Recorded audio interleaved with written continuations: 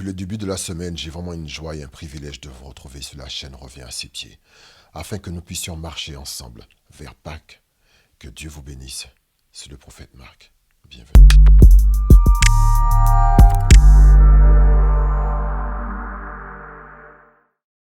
Depuis le début de la semaine, nous nous retrouvons tous les jours au pied de la croix de Jésus, afin que nous puissions méditer, réfléchir, rentrer en nous-mêmes, faire une introspection de notre vie à la lumière de la parole de Dieu au pied de la croix de Jésus.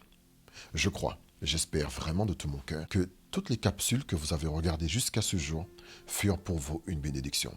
Je le rappelle, ce sont juste des pistes de méditation.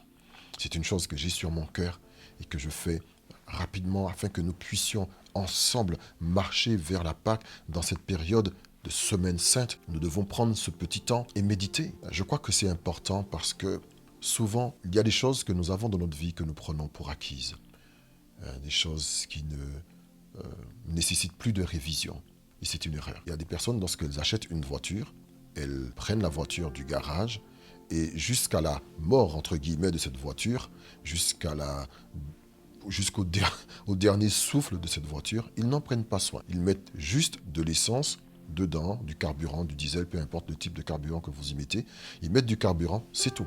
Ils n'en s'en occupent pas. Et je crois que c'est une erreur. Toute chose que nous avons doit être entretenue. Prenez la voiture dans le garage, vous devez avoir une habitude régulière de nettoyage, de lavage, de lustrage et de révision pour qu'elle puisse bien fonctionner le plus longtemps possible parce que vous êtes emmené à voyager et à rouler avec elle. Ceci est valable pour les relations humaines, pour les gens qui sont mariés, et ceci est grandement valable pour notre vie spirituelle. Nous savons que le Seigneur Jésus-Christ est venu sur cette terre pour nous sauver. Mais parfois, nous agissons comme si cela n'avait jamais été le cas. C'est pour cela que je pense qu'il est important de prendre un temps d'arrêt, de prendre un temps de réflexion et de méditer sur ce que le Seigneur a fait pour nous. Donc, vous me voyez un peu peut-être plus grave que d'habitude. C'est parce que ce sont des temps de méditation et je me rends compte, en lisant ces paroles, que Jésus a souffert. Ce n'est pas quelque chose que l'on pourrait prendre à la légère. En disant, oui, il a fait ça, il est venu sur la croix, youpi, il est ressuscité. Non. Sur la croix, il y a vraiment des choses difficiles qu'il a vécues. Si nous agissons en deçà de ce que nous devrions, c'est parce que nous minimisons ce que Jésus a fait sur la croix.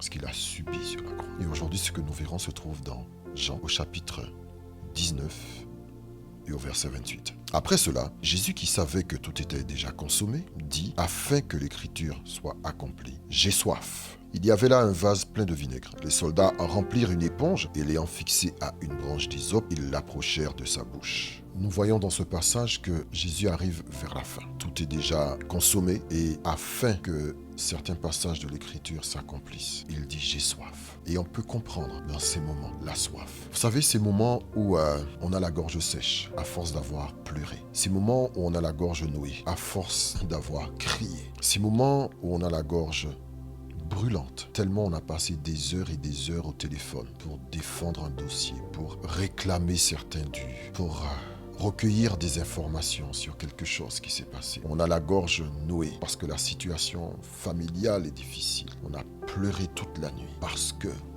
on subit des violences conjugales. On a crié toute la nuit après un enfant rebelle. On a la gorge nouée parce qu'on a pleuré parce que le quatrième nous a encore abandonné alors qu'il nous avait dit qu'il nous aimait et qu'on était potentiellement la femme de sa vie. On a passé des moments à pleurer parce que cette fille que l'on pensait être la bonne est partie avec quelqu'un d'autre. Toutes ces situations de la vie qui sont difficiles et qui agissent sur notre corps exercent une pression telle. Je me rappelle une mère de famille qui racontait que pendant une période de deuil tellement douloureux qu'elle oubliait de manger. Ces moments de souffrance terribles qui agissent sur notre corps. Je lui ai raconté aussi à mes proches que certains cheveux blancs ont apparu lorsque j'ai eu une forte période de stress. Soudain, des cheveux blancs ont apparu. Cette pression physique, cette pression morale, qui s'exerce sur notre corps et qui peut te faire oublier de manger, qui peut te faire perdre du poids, qui peut faire blanchir tes cheveux. Et Jésus, il vit cette période, une pression intense exercée sur lui. Et il dit, j'ai soif. Que c'est bon de boire de l'eau lorsqu'on a soif. Amen. C'est bon de boire de l'eau à ce moment quand tu as soif. La question que le Seigneur m'envoie te poser aujourd'hui alors que tu regardes cette vidéo, est-ce que tu as soif? La première remarque, ce serait arrête et bois un peu. Tu as soif. Lorsque tu es chez toi et que tu vas et que tu consultes des sites de rencontres, tu as soif. Lorsque tu fréquentes des bars et que tu fumes et que tu te noies dans l'alcool, c'est que tu as soif. Lorsque tu fais du sport à outrance, c'est que tu as soif. Lorsque tu pleures beaucoup dans ta chambre, seul le soir, c'est que tu as soif. Je ne suis pas là pour juger ces différentes raisons qui te donnent soif. Mais je suis juste venu te dire, fais attention à ce que tu bois lorsque tu as soif. Parce que lorsque Jésus exprime sa soif, les soldats lui donnent du vinaigre à boire. Et Jésus, il prend tout jusqu'au bout, jusqu'à rendre ce vinaigre, tremper ses lèvres dans ce vinaigre. Parce que c'était cette coupe de souffrance qui lui était attribuée. Jusqu'à avoir du vinaigre. La particularité du vinaigre, c'est que c'est un liquide qui ressemble à l'eau. Ils sont tous les deux transparents. Si vous posez un verre de vinaigre et un verre d'eau de l'eau, vous mettez de l'eau dans un verre, du vinaigre dans un verre, vous ne verrez pas la différence. La seule chose, c'est lorsque vous approcherez le verre de vinaigre de votre bouche, l'odeur vinaigrée fera remarquer que quelque chose cloche. Lorsque tu as soif, fais attention à ce que tu bois. Tu as soif et on te propose, tu as soif d'amour et on te propose de regarder un film porno, c'est du vinaigre. Tu as soif d'affection et on te propose de coucher avec un homme qui aurait pu être ton père. Tu as soif de joie, on te propose d'aller et de boire toute la nuit et de fumer. Toutes ces choses sont du vinaigre. Tu as soif de connaissance et on te propose de lire des livres qui vont détruire ta foi et qui vont même te faire douter de tes origines. C'est du vinaigre. Tu as soif d'amitié, tu as soif de travail et toutes ces choses qui te sont proposées. La prostitution, du vinaigre. Tu as soif de travail et on te propose du travail facile. On te propose, tu n'as juste qu'à donner ce paquet-là à quelqu'un. Juste ça que tu as à faire. Tu vas, tu prends ce paquet, tu donnes à cette personne. Tu ne l'ouvres pas, tu ne cherches pas à savoir ce qu'il y a dedans. Tu prends, tu l'emmènes, c'est tout. Et on te donne 10 000, tu as fini.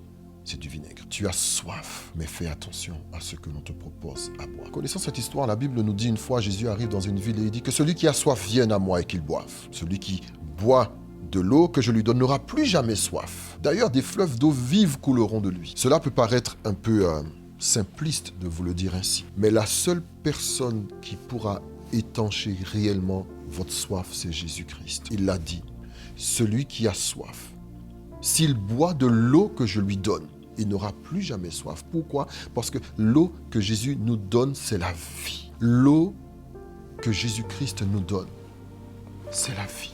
Jésus est la vie. C'est lui-même qui s'offre à nous. Et en Jésus, tu n'auras plus jamais soif. La vraie vie est en Jésus. La soif que tu auras ne pourra être étanchée que par Jésus. Cette soif profonde que tu as. Je ne parle pas d'une soif naturelle. Je ne suis pas en train de parler de choses naturelles ici.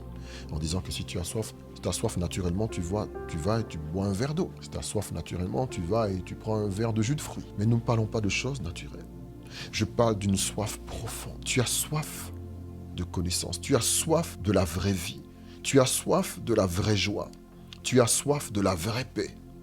Tu as soif d'une vraie libération. Tu as soif de l'amour. Mais toutes ces choses, tu peux les retrouver en Jésus. Tu peux dire cela après avoir écouté cette vidéo. Seigneur, je prie parce qu'effectivement, pendant toutes ces années, alors que j'ai couru à droite et à gauche, croyant que j'avais qu'une simple soif, mais aujourd'hui je me rends compte que la soif était plus profonde que je ne le crois.